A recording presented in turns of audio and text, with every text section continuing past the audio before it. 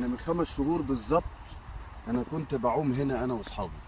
هنا دي حدود البحيره، ده مسبح كبير بيجي الادلت الكبار والاطفال بيعوموا فيه هنا.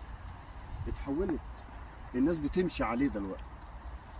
فسبحان الله الدول الاسكندنافيه تتميز عن دول تانية عندها تليج برضو، ان سمك الجليد نفسه بيبقى عريض جدا، بيتحول لطريق فعلا تمشي عليه شاحنات، يمشي عليه ناس، غير اماكن تانية.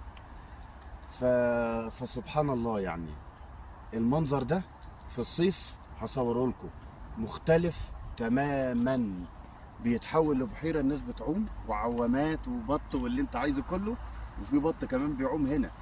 فين بقى موجود البط اللي كان موجود هنا؟ ما نعرفش، بس اكيد ليه ربنا بيحميه يعني. وكل الشجر ده كله بيتحول لالوان جميله جدا جدا جدا. استنوني ان شاء الله الفيديو الجاي في الصيف.